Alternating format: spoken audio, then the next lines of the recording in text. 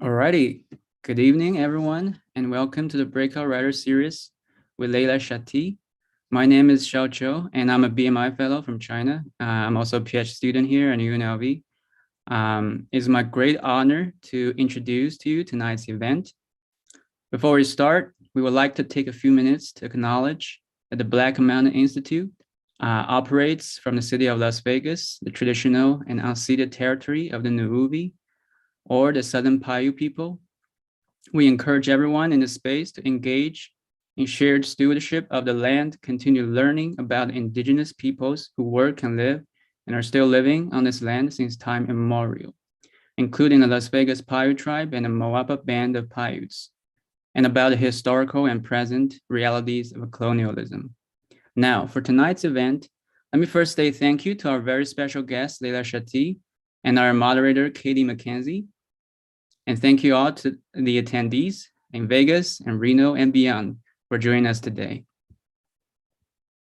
If you aren't familiar with Black Mountain Institute, we aim to bring writers and the literary imagination into the heart of public life. We do this by way of year-round events like this one, through fellowships, through student enrichment opportunities, and through innovative media like Witness Magazine and Black Mountain Radio. Just a few more reminders before we get started. Please mark your calendar for the upcoming events. On Thursday, February 24th, nonfiction writer Carla Conejo Villavicencio joins us for another Breakout Writer series. Join us March 3rd at 7 p.m. for the annual PhD reading featuring BMI's illustrious PhD fellows. Catch the first 2 episodes of Black Mountain Radio's second season at blackmountainradio.org. New episodes every Sunday on your favorite podcast app. Purchase a copy of Leila Chatti's book at the writer's block, and the links will be in the chat. After the moderated discussion, Leila will be taking questions at the end, so please enter your questions using the QA button at the bottom of your Zoom toolbar. Sign up for these events and learn about the rest of BMI spring season at blackmountaininstitute.org. Links will be in the chat. Now, it is my great pleasure to introduce Leila. Leila Chatti was born in 1990 in Oakland, California.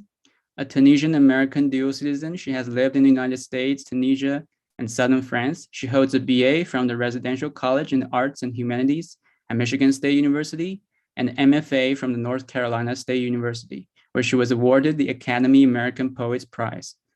Her poems have received prizes from Plowshare's Emerging Writer Contest, Narratives 30 Below Contest, the Gregory O'Donoghue International Poetry Prize, and the Pushcart Prize, among others.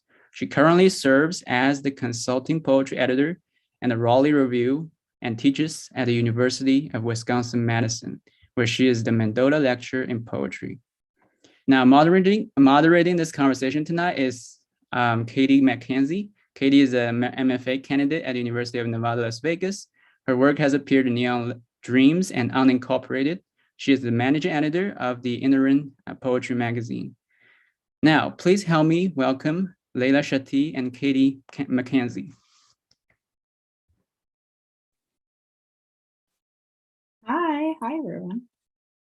I'm excited to be with you all remotely. I'm looking into your faces, even though I cannot see them, I'm imagining. So thank you for coming and spending this evening with us. I really love that this is across the country. It seems seeing all those cities is exciting. I'm hailing from Madison, Wisconsin right now. I'm just going to read the first poem from my book, and then we can chat.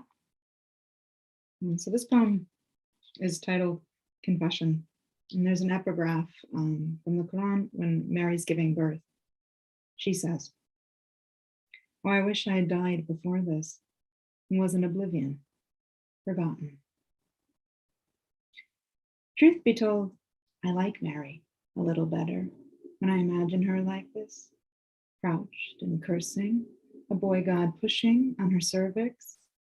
I like remembering she had a cervix, her body ordinary, and so like mine.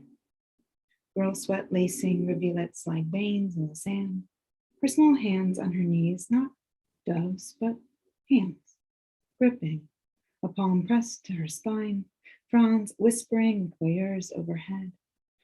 Oh, Mary, Like a god, I too take pleasure in knowing you were not all holy, that ache could undo you. I could not. And suffering, I admire this girl who cared for a moment not about God or his plans, but her own distinct life. This fiercer Mary who'd disappear if it saved her, who'd howl to hell with salvation if it meant this pain, the blessed adolescent who squatted indignant in a desert, bearing his child like a secret she never wanted to hear.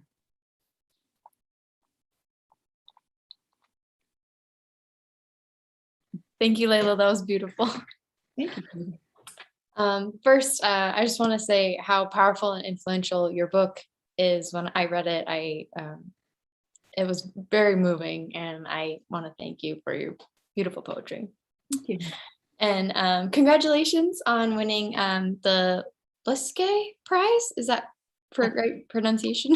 I think Luché. Okay. I was like, for African poetry, that's a wonderful, very exciting thing. Thank you so much. You're welcome. So I'd like to ask a few questions. In the opening poem, Confession, that you just read, you write, I like remembering she has a cervix, her body ordinary, and so like mine. It's such an intimate sentiment, and yet at the same time, like the use of the word cervix also makes it so clinical. And the Virgin Mary is this holy figure. It's usually seemingly so far removed from our everyday lives as women. Yet you conjure her before us throughout the book as a contemporary and like a sister. So I was wondering, as you were writing Deluge, how did you go about balancing the intimate with the clinical and the like holy with the commonplace? That's a great question. I think, for me, I had this a love of Mary that happened long before I got sick, and certainly before I was writing this book. But as a child, I was really interested in Mary because she was the only girl, that was mentioned, only woman. At the time, as a child in Sunday school, I thought she was a woman. And then as I got older and returned to scripture, realizing, oh no, she had been my age. That's when I started to have a lot of questions about, oh, what would that have meant? All this time I'd imagined someone, like my mother or something, when actually she would have been a peer. And so when I was sick and I was returning to scripture looking for answers, I kept returning to Mary, as someone who, I had also been told those kind of mythological stories of, her as perfect, but like the perfect is blurred and kind of held at a distance. And when I started to think about specifics, I was an MFA student when I was going through this, and when I started writing this book, and one of the things I always tell you, right, in poetry is to be specific, not to use the general. And so I was starting to think about, okay, what would it really be like if I really continue following this beyond abstraction? Okay, she was a girl, and what does it mean to be a girl? What does it mean to give birth? And to think about the body. And I wanted to stop this, veiling, I guess, of what we're actually talking about. And so for me, using the clinical language is part of naming the thing, of like not talking around it, but really speaking clearly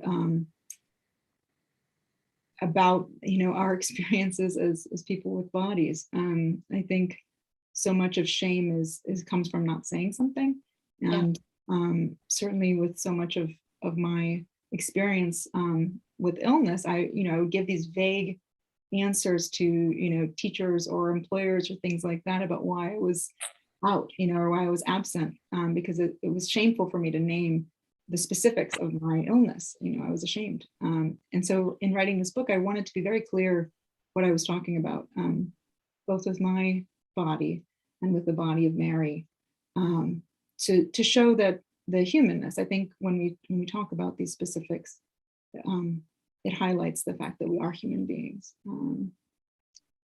Yeah. No, that's so well put. There's such a power in naming anything, but especially the things that people are often nervous or like to speak, or they skirt around with the fact that, like, cervix and uterus are like kind of, like bad words, or even like menstruation, that to say that is as if you've uttered something that's like a curse, I think is interesting, Yeah. So and I felt it too, and even though I've written this book, and of course I talk about all the things inside of it, it's still something that there's a little wince, because you've been indoctrinated against talking about these things specifically, yeah. Do you feel like you're bringing a new like power to these words, like for like especially like young women? Do you feel like you've brought like acceptance and like you make it okay to say these things? Like I don't. Sorry. Oh, what an honor. That would be great. That would make me very happy. I hope so. I think, I was really afraid to even say the word blood, which seems so silly, because of course we talk about blood in all sorts of contexts, but to talk about it in the female body, I think is the one like last terrain that we're able to talk about, or that it's still kind of taboo. So even just kind of taking these words that we all know, and being able to say like, no, they belong here in the canon of important subjects. I hope it's done some work for that. I think there's probably more work to go, but it is my hope that those words stop being so scary. Yeah. It's funny you mentioned blood, because my next question actually has to do with that. So you bring attention to the idea of blood only having value in our society, or like often in the eyes of men specifically, if there's some form of violence attached to it. In Hyman, you examine like man getting the thrill of bursting where he can see it, that blood is owed to him.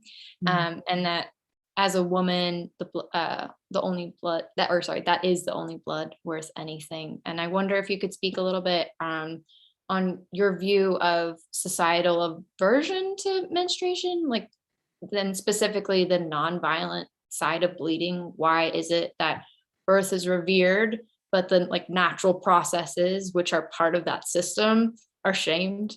Yeah, I mean, gosh, it's in the scripture, like if you look and you read, the mentions of menstruation are explicitly saying it's harm, that this is harm, it's intended to be harm, it's intended to be punishment, and that's stated as fact. And in my particular faith, there are like the most holy of things are forbidden to someone who's bleeding, who's menstruating, and it's because of this idea of uncleanliness, right? So not being able to pray or to enter the masjid or to touch the Quran, even though I understand sort of the idea of you want to be clean when you worship, the idea of menstruation as non-cleanliness is problematic, because then it continues to ostracize women and just the natural functions of their bodies.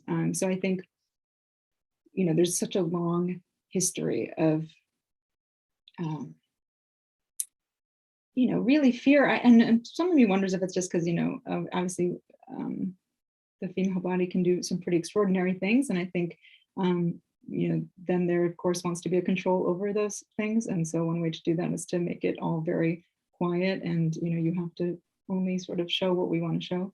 But even birth, right? I think like we like the idea of a baby, but maybe not the idea of birth. And I think so often I have a dear friend of mine who has written quite a bit about birth, not just about motherhood, but about the process of birth, and sort of some of the difficulties she's come up against, feeling that she could publish that work, that there's an audience for it. I think we're still squeamish, so squeamish about it. And I guess maybe it's because it's something that cannot really be possessed by men, and so is threatening to them, possibly, that we can do something with our own bodies that they cannot, or they cannot take from us. Maybe that's part of where this fear of the other kinds of blood comes from, or something. I mean, it's also a very trying experience. I think, like, for people who menstruate, they know it's not easy work. So that's and it's probably a little terrifying too, that we can do this and do this and do this. Yeah.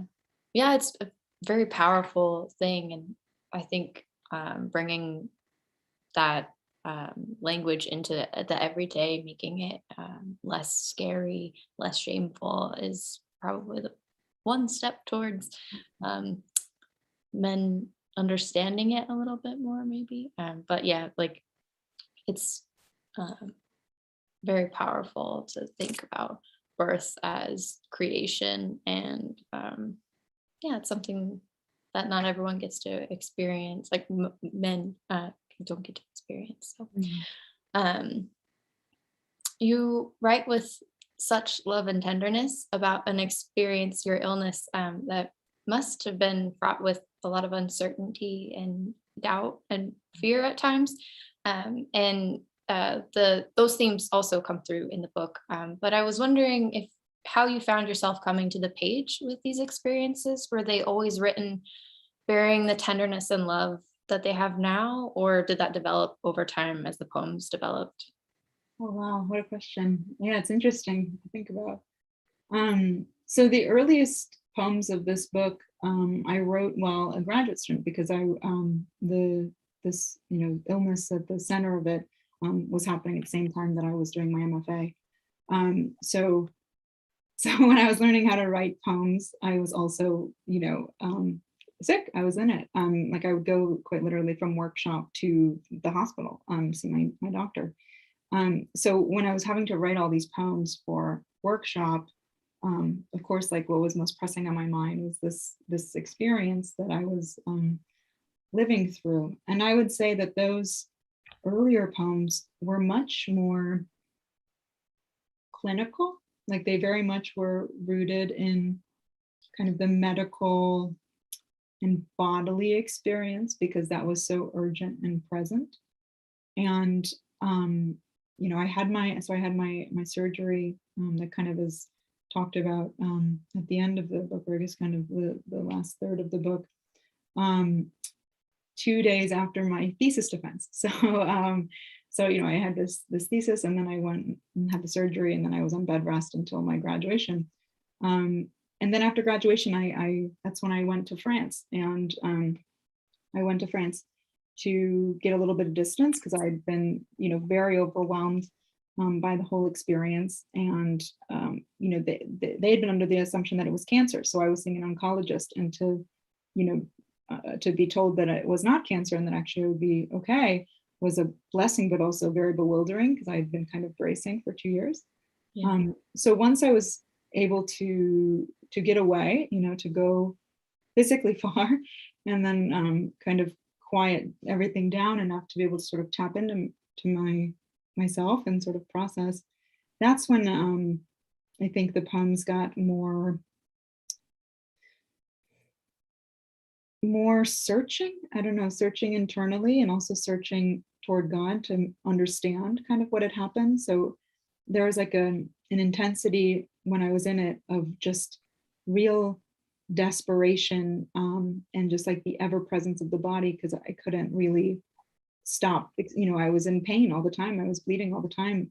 It was so much there. I couldn't look around it. But once I was a little separate from it, I could start to think about, like, what did this mean to me, and why did I think some of these things? Where did that come from? And what is my relationship now to God, knowing these things? And how do I relate to other women, and to, how does the story fit into a larger narrative? It's also afterwards that I started to understand really how deeply shame was a part of this book. And I couldn't name it until I was able to have some distance and see that I was talking around something, which was a shame. Yeah. Yeah, that makes sense. And I like what you said about searching. I feel that oftentimes the best poems are not sure of something, they're searching for something. And I think that's a really beautiful way to put it. Thank you.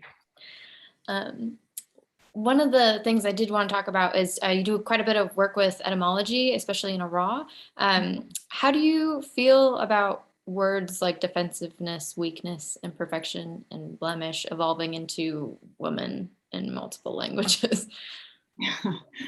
You know, and trying to understand like where, okay, because you know, in that poem I talk about you know, Sontag's Illness as Metaphor, and that book was very important to me because I was trying to understand. I read it after I was sick, or after that specific, I guess, experience of that illness.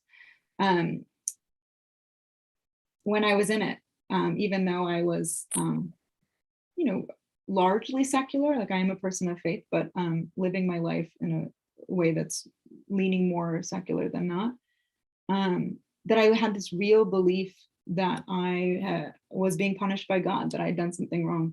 And I really, really believed it. If I were, you know, put in front of a firing squad or something and asked to tell the truth, that's what I would have said, that I thought that I was being punished. And so I wanted to understand, like, why would I think that? Why would I believe that so strongly, that I had done something wrong? And to come to understand that I had to, you know, kind of dig into, okay, where are these foundational narratives? Where did they start? How do I trace them? Like, where are the pieces of it? And something that that I looked to was language, because language, of course, is what forms our thoughts, and it's how we communicate and receive information. And I felt that there was a code in language, and of course, I understood there's, you know, denotative meaning and connotative meaning, and I wanted to like rifle through all the baggage of all the words that had been used around me to talk about women and our bodies and our experiences. And so I thought, okay, if I just excavate each of these words, you know, because at first it's like, let me excavate the ideas. And then it's like, okay, let's follow those ideas. Where are their sources? And then let's get down to like the furthest, like smallest, most atomic unit of that, like the word. And there's a lot there, you know, like you know, figuring out that, you know, ill and patient are like linked, and you know, suffering. It's just like, it's so interesting to kind of trace back and see all these things are married in some way, that they come from like the same source, and that builds in our minds like the subconscious understanding that they're related. And so for me, right, this word, this idea of aura, which is, you know, to basically to now use as modesty, right? That there's like, you shouldn't, you know, show your body or your hair, but also it can, you know, a couple of steps back is, and also be careful with your voice, and also lower your gaze, and also don't move your body in certain ways, and to continue tracing that idea back to, you know, well, why not do those things? Why not show my, you know, my hair? Why not raise my voice? And to understand that it's rooted in an idea, that its origins is in the idea that this is, you know, a fault, a blemish, and its defectiveness. And, you know, so often in reading all of these texts, you know, and finding that word defectiveness over and over again was really interesting, that across cultures that word was associated with women. And misbegotten, that's a weird one, but that also was so often linked. I was just interested in that, like clearly there's some sort of link, and not just in my cultural setting, but that I was finding it everywhere. But then I really wanted to look into what my, you know, background was doing with language. Yeah, definitely. Actually, that kind of ties into another question I had. It's a small jump, but it comes back. You mentioned pudendum also in Latin is Latin for a person's external genitalia or genital organs, especially the external genitalia of women, and literally translated, it means a thing to be ashamed of, and the root is punish. So women have been shamed and punished by religion, by society, and even, you know, I feel that we put a lot of shame and punishment on ourselves oftentimes.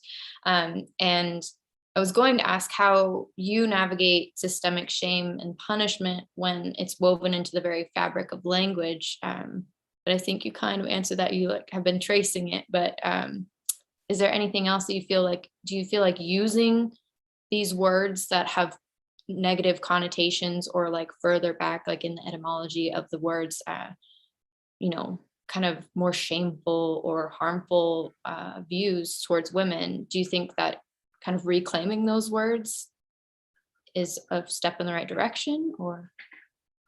It's a good question. I don't know if I could say this word, but I was in vagina monologues in college, and then and afterwards, and my monologue was reclaiming cunt. So I was thinking about that right now. Yeah, which is not a word that I tend to use, but I think for me, I'm not sure where I come on reclamation, and I should give that some thought. I think because I don't know that I've reclaimed many words that have been hurtful to me. I don't know how to do it. Maybe I think some people do, and I don't know if I know how to do that. But I think for me, I think of it more as like shining a light onto something. So I just want to show that what it is, and like be able to name it and talk about it clearly, and hope that that it still exists, because I can't change the roots. So many words, unfortunately, that we use have a lot of baggage, and so I don't think I can escape that, because misogyny is just so rooted in history that it's in a lot of things. But I think if I can at least show like, hey, I'm not crazy, and I'm not making this up. Like, here's the proof, and here's the process I got to this. And you need to be aware that this is like the underlying current of even how we speak to one another, that this is, if it's like a little drone in the back of your ear, it is talking, it's making a little noise, and it's impacting you just so slightly. So it's, it's my hope that, because I think shame thrives in silence, and it thrives in secrecy, and trying not to talk about something. That's how it works. So I think, the way to kind of take power away from shame is to be clear about what we're talking about, and to talk about it, to say like, this is worthy of discussion. I'm going to show you something, and you need to see it, instead of, it just being this unspoken, like, understanding that no one wants to really address, because so much of the language we use in these stereotypes and mythologies, we accept just as unquestioned truths. And I wanted to look more closely at those. Yeah, well, I really appreciate that. I found so many words that I didn't know that stemmed from or not so many words, but I didn't know that woman stemmed from defectiveness or weakness. And I think it's important to shine that light, like you said, to call attention to it. And another thing you call attention to is there being no Arabic word for vagina. This is my last word question, I promise. So how do you feel about that? Do you think it's like an erasure of sorts? And what does that mean for women if like part of our bodies don't exist in language? There is a word for vagina, but it wasn't in my dictionary, which I think was interesting, because I think, but it is still an erasure, right? Because it's, I could find all these other words, right? And that's a true thing, I know everyone always says in poetry, they're like, oh, it really happened, but it really happened, I woke up and I grabbed my Arabic dictionary, and I was, in graduate school, I was studying Arabic, Fusha. And so I had this, it's actually right now sitting underneath my laptop to lift this high enough to see you all. So it is right here, that dictionary. But I was looking through it, and I couldn't find it. And I was so surprised by that, because it really, all those things were right next to it, where it would have been. But it wasn't there. And I was so interested in that, because I found a lot of other words in that dictionary that are not pleasant, maybe is the way I would say. And vagina, I think, is a totally fine thing. But even when writing that poem, I did feel even shame writing the word vagina, even as I'm talking about the way that it's missing, right? And Little so blush. it is, it's this thing where it's like, so that's maybe where I think about this thing with reclaiming, where it's like, even though I'm aware, I'm cognizant of it, I'm pointing it out, but there's still work to be done, you know, even as I have spent a lot of time thinking about this and a lot of time talking about this. I feel like probably at least 1,000 people have encountered me at some point talking about this. And I still, you know, come up against those same walls. It's just kind of like, maybe it's cracking little by little the more I do it, but it's still there a little bit. Yeah. Well, I think it's important work to be doing, so keep doing. So in your book, you connect with the story of Mary throughout, but you do touch upon Eve as well, as the first deserter of divine law. Woman, essentially, woman is the first deserter. And God punished Eve with pain for following her own desire. And I think desire is also a theme throughout your book, and was wondering how you understand the balance between pain and desire. Ooh, wow. You know, so the Prophet Muhammad, peace be upon him, is said to have said that desire, you know, women make up 9/10 of desire. And I always found that really interesting in trying to kind of puzzle through that math. It's so strange because I do feel like women's sexuality and desire is subject to erasure frequently, as though women don't feel or experience desire. But then it's also like, you know, greatly feared. And I think, like, for me in writing this book, I had to sort of confront my own experience navigating sexuality as someone who, you know, was raised to be constrained, I guess, that way. That I didn't have a free experience. I always, there's always like a threat, you know, a little bit of danger. Like if you misstep, then harm will come to you. Not necessarily by someone else, but it, you know, certainly in the afterlife, right?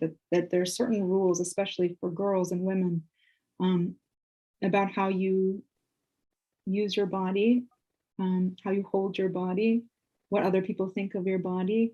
And so for me, you know, coming of age, sex was terrifying, you know, like sexuality was really frightening. I didn't understand what other people wanted from me, and I couldn't understand what I wanted, because so much of it was wrapped up in, you can't do that. If you do that, you will be punished. You will not be loved. You know, I went to Sunday school, and this idea of like, you can't be kissed or else no one will want you. You know, you'll be dirtied and sullied. So this fear, you know, was always there. And then of course, like there's also this need to be loved, this need to be, you know, to feel ownership over your own body. And there's all this tension and this pressure. And as someone who, you know, navigates the world, I think seemed fairly secularly, because I don't cover my hair, right? That's kind of like an obvious thing right now. I think it was underestimated how much those messages impacted me, and how much I held that in me, that I really, you know, going to college and things like that, and still carrying that around. You know, I don't think I really shook that shame and tension until my late 20s, which is maybe late, I think, for a contemporary American, you know, whatever. So for me personally, I think, you know, pain and desire are very interwoven. I think I have a lot to unpack, but maybe that's true of people of all, you know, women of all backgrounds. I don't know. I've only lived my experience, but for me, it certainly never seemed like something that I could go into carefree there was always a threat of something, I think. And so it felt like I needed to be vigilant, maybe. Yeah. I can't speak for women as a whole, but I know myself and many people I've spoken to feel similarly. Even those who weren't affiliated with any sort of church background, it's I feel women are more is expected of women. You need to make sure that you're not getting pregnant. You need to do this. You need to do that. There's a lot of sexy, but not too sexy. You need to, you know, exactly. Yeah, and yeah, the idea of damage, I think, is damaged goods kind of idea is definitely there for a lot of women, and that narrative is not the same for men. So yeah, it's a lot to unpack. It's a lot to shake off, to have like an uninhibited, I guess, like experience, I think, because like that messaging starts so young with girls, you know, before we're able to even know what sexuality is. You know, I mean, the first time that a man, you know, hit on me, I was, I think, 8 years old, you know, and that's terrifying because you don't know what to make of that. But you know that there's something scary, and that it's kind of always there. yeah. And it's something, again, that's not talked about often. It's not brought to light. Things are not said to young girls or even women, explaining, just being open and honest about that. So yeah, it's a tough place to navigate. Absolutely. So about religion, your book leans on and kind of challenges religion at the same time. And when you were experiencing your sickness, I was wondering if you felt these simultaneously, or did one come and the other, did it like flip flop? Like how has it changed now? Like how has your relationship with religion changed since then? Ooh. You don't have to get too deep. It's okay. I think, you know, so in childhood, I was very religious. I was raised in a very religious household. A very, you know, my father, who's Muslim, and I was raised Muslim, is fantastic. He's wonderful. He was also quite religious at the time, so it made sense that we were raised with faith. As the oldest child and as a girl, I think I was raised particular pressures. You know, certainly at the masjid. You know, even the way that my father is referred to is Abu Leila, so father of Leila. You know, as the oldest child, so it certainly there's a lot of attention to me being good. You know, and so as a teenager, very religious. When I went to college, I started to feel some distance. I think I was frustrated and wanted to sort of test what my life could be. But it, you know, you can't ever, I don't know, at least for me in my experience, I don't think you could ever really shake some of that. And, you know, my mom's Catholic, and sometimes I think if you're born Catholic, you're always Catholic, and I think if you're born Muslim, you're always Muslim. So like it couldn't shake it even when I was, you know, trying a little bit to distance myself. It was still back there. But there wasn't much time between college and when this happened. I started getting sick when I was 22. So really it was right up against that. And because I had this fear, right, that I had done something wrong, namely I had started living with a man unmarried, and that to me, you know, was like a huge no. And so I immediately associated like punishment, you know, relationships, all these things. I was like, oh, I messed this up. And so then I felt bad that I had done something wrong, but then also angry that I was being punished, or I thought that I was being punished. And then, you know, trying to understand, well, do I actually believe that I've done something wrong? What's wrong about this? You know, so there was all these questioning, kind of as if dad is an unfair parent, you know, God is an unfair dad, right, or something. And so anger and frustration and sort of rebellion. But in the midst of that illness, absolutely there was desperation. And I did return to my faith in a way that was, you know, because as a child, you kind of just do things obediently. And this is like the first time I had gone back from a place of my own choosing and my own need for faith. So so in a way, I think that experience did really solidify for me that I was a person of faith, not just a person born into faith. But I think, I've always been a questioner, and that got me into trouble in Sunday school, and I think will get me into trouble probably all my life. That's a good thing. Yeah. So I think now, because I'll be honest, like this is it was not a limited illness. This is a chronic illness. So it's something I continue to live with and have bouts that are worse than others. And, I had surgery again a couple months ago. So that's, it's something that is ongoing. And so my relationship to it is always changing. And I think now, I'm older and I'm less selfish. So, instead of thinking, God, why have you punished me? It's just understanding my own trial and this scheme of everyone's trials that they have.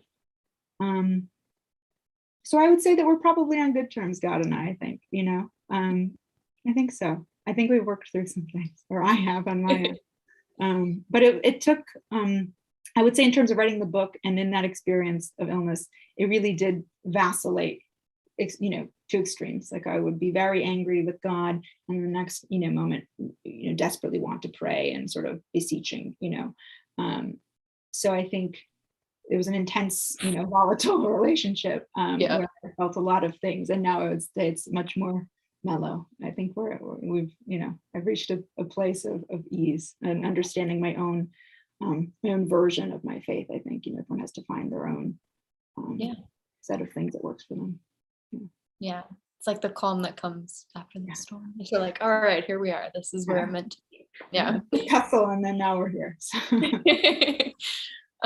You mentioned the idea of like being good as like the eldest daughter, and the idea of goodness comes up in a few of your poems as well, and like what a good girl does, what a good woman does or looks like. Mary's another example of like the good girl, like you mentioned at the beginning of our chat. She is this holy figure. She's the girl who's so good she's chosen above everyone else. Yeah, she's quite literally, she's chosen above all women. Yeah, is the good girl. Yeah. So I was wondering, how does the expectation of being good play into your view of womanhood now, and how did it work in your experience with your sickness? I know it's mentioned a little bit, like being good, like in the doctor's office and things like that. Oh, wow, yeah. I guess immediately my mind went to, being a good patient. I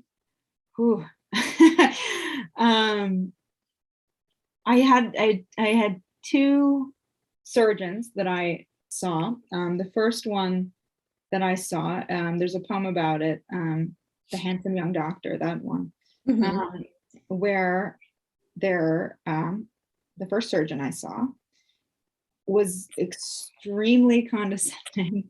And so I brought in, luckily I had an older friend who was in graduate school with me, Rebecca Bornstein, who's fantastic. But she was in grad school with me, and she was a little bit older, and I didn't drive. I was always taking the bus those days. And so I knew that this was going to be a very stressful appointment, and she kindly decided to drive me.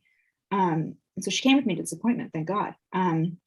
But I had brought this stack of research that I had done about this procedure that the doctor, I knew that he wanted me to do, that had been gathered by a woman doctor, a female doctor, who herself had experienced the surgery, and then her cancer had spread, and she was, dying. So she had kind of spent her last years advocating for research and for, more study, because she had found that all these women were dying in these hospitals from this procedure everyone was saying was very safe, and that she was certain that the likelihood of what had been assumed to be like a safe procedure, because they assumed that these tumors would not be spread, that actually was, killing way more women than they thought was happening.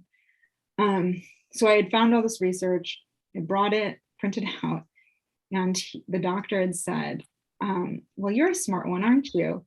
And I was so displeased by that comment. Yep. And and shocked because it's, as if it was a joke, but all this stuff was showing that if this surgery were to happen, and if it were indeed cancer, which is what we were all thinking it was, then I would die in 2 years. And like, why wouldn't I take that seriously? I mean, this would be the most important thing to research of my life. So I don't know why I wouldn't. And so but even in this moment where, where I'm thinking about my life, and he's trying to convince me to have this surgery so that he said I would look better in a bikini, which I thought was extremely condescending also, as if I would ever want this doctor to see me in a bikini, or as if I cared. But, but also not wanting to be difficult, right? Like I wanted to be good, that word just comes automatically. I wanted to be good. I wanted to be, because like during all this even too, it's like, okay, I don't want to disrupt my teachers by letting them know what's happening with me. So I'm going to keep quiet about the fact I'm in pain or I'm bleeding, and I'm going to meet all my deadlines. And I'm not going to tell, anyone in my life that I'm struggling or suffering, because I need to be good. I need to be able to do all of these things. And then certainly I need to be a good patient so that I can be taken seriously and be treated accurately. And if I seem at all difficult or, hysterical, then maybe that could mean a difference between my living and dying, So I kept my composure enough to say that I wanted a second opinion. And I mean, life is strange.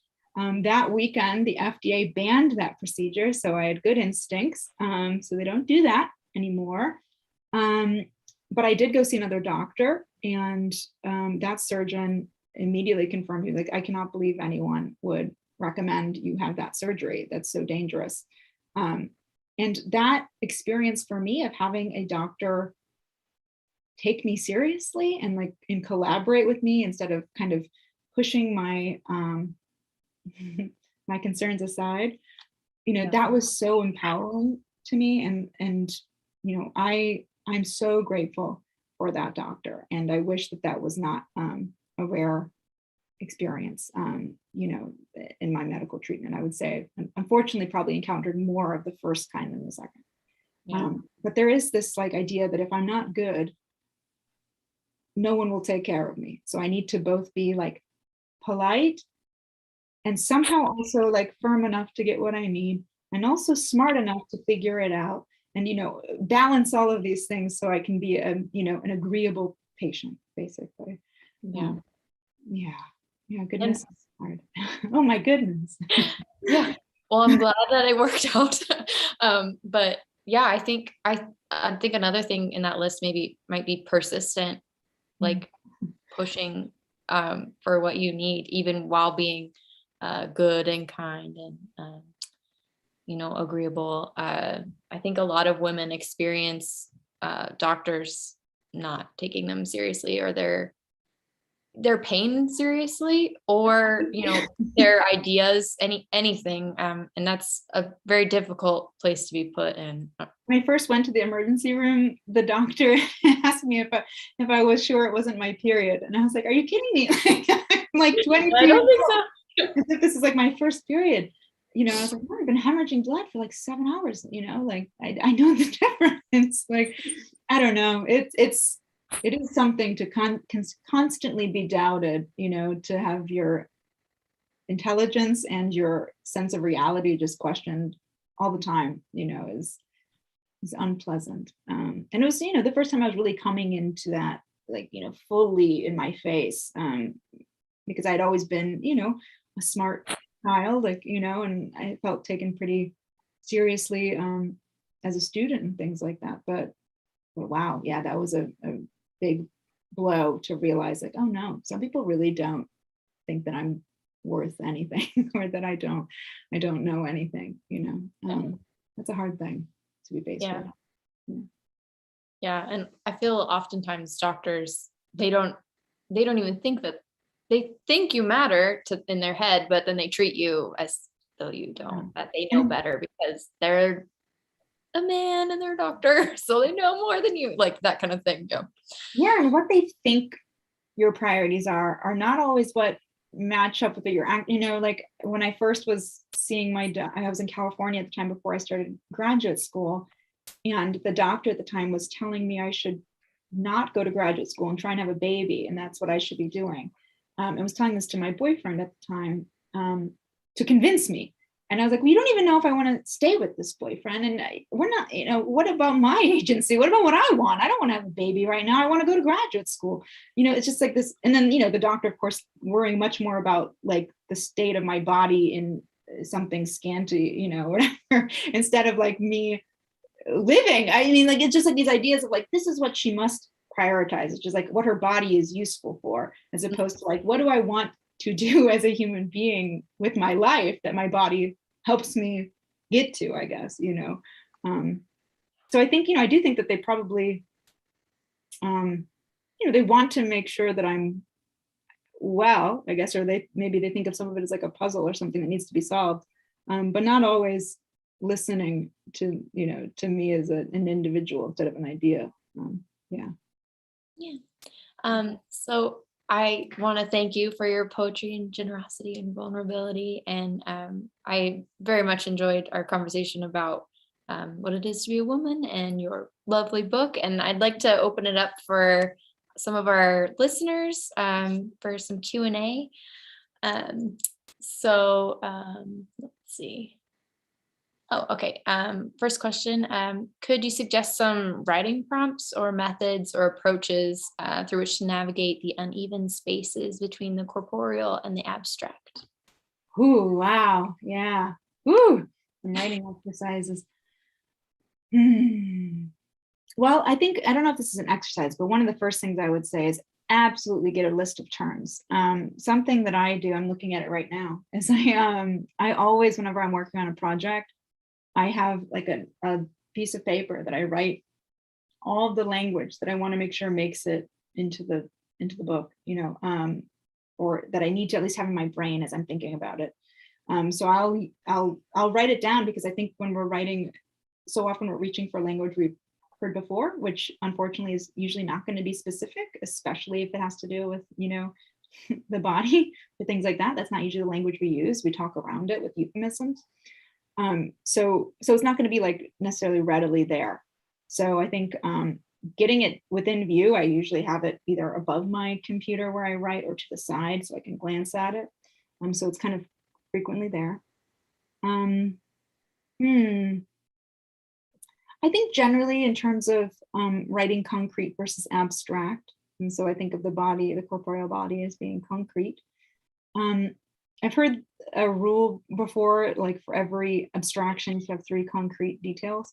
I don't know about like counting in my own work. I don't think I necessarily am going and doing that math, but I like that idea of that kind of balance. I think if you say something that's sort of vague and airy and things like that, you do need some weights to help the reader kind of move through that. So maybe when writing, you might want to ground yourself with an image, which you can make a little abstract by turning into a metaphor or something like that. But I think that the image must be clear in your mind, and the metaphor should be accurate. I don't like an inaccurate metaphor, because I think it actually kind of obscures the thing you're trying to make more clear. So if it doesn't look like the thing you're saying it looks like, or it doesn't do the thing you're saying it does, that's the kind of abstraction that doesn't actually serve your work. So trying to really look, so and quite literally, like I'll pull up photos of things, like I have a poem about my myomectomy, so about the surgery, and my surgeon did take photos of that tumor. And so like I looked at that photo when I was writing that poem to be like, okay, instead of like my vague idea of what the tumor looks like and what, I like would look at it for a long time and then kind of write down a list of things that I was noticing, oh, this is kind of the color and texture and, all these things. Same with MRI, like my MRI scans, I looked at those things so many times, just trying to understand really like, okay, I have like inherited information about what I think that this means or is or does, but like, what am I actually seeing with my eyes? What does it remind me of? And just sort of taking time to check in with that. So if you can have an actual, source, I guess, spend some time with it without pressure to immediately poemify it. just kind of like take notes like a scientist maybe or something, someone who's observing it, and then go from there. Maybe. That's a really great idea. So we have another question. They would love for you to speak to the topic of women's role in the history of erasure of women's desire, and how are we responsible for our collective status as much as anything or anyone else? Ooh, man, I don't know if I know. I mean, unfortunately, right, we're subject to the same mythologies and messages as our male compatriots. We're all raised in this soup of garbage, and so there's a lot of it takes a lot of unlearning, and I think that takes a lot of work. And so if you've never had to question, or like, it's a scary thing to question, it's actually a lot easier and maybe happier, honestly, to go along not paying attention to sort of like what's happening, and you just kind of like, nope, I'm following the party line, like there's no problem, it's all good. I think in a lot of areas some women do that, and I think it's a protective measure. I think self-protective, maybe to keep themselves even protected in their communities and their families and things like that, in one degree or another. I think self-delusion can be, I don't know if I would say helpful, but it can sometimes make things easier to bear. And I think it can be a lonely thing to speak out about things. And I can't say that I hate women or something that don't do it, because I feel pity and hope that they are freed from the oppressions I think that they're enacting on themselves and others. But yeah, I mean, how do we kind of self-erase desire? I think we have real reasons to be quiet about some of those things, historically and presently. There is, like, the most dangerous place to be is for a woman is often their own home, so I think like talking honestly about violence against women by romantic partners, right? Like it's not a safe place for women yet. And I think like being aware of that reality is part of why women are so maybe reluctant to be honest about their desires and their relationships, because it is fraught. So that's maybe what I have to say about that, or think about that right now. I think that's, I mean, I am in agreement with you. I think that's really powerful. And yeah, I think safety is a big issue there. So let's do one more question. They got the latest copy of Poetry Magazine and with your cootie catcher. It's so fun. It reminded them of middle school in like a really good fun way. So what inspired you to create this tool for poetry creation? That question makes me so happy. We'll end on a fun one. Yeah, and I do love it. So yeah, it's like a cute little, if anyone remembers these, cootie catcher. They're so fun. I've been thinking a lot. I mean, I feel like I was telling my students the other day about like not needing to have like a brand, or whatever. But I do feel like I do have a bit of a brand, which is certainly that I'm interested in women, I guess, and in women's experiences. And so for me, I was thinking a lot about like how women's language and use of language is so often dismissed, and where that starts.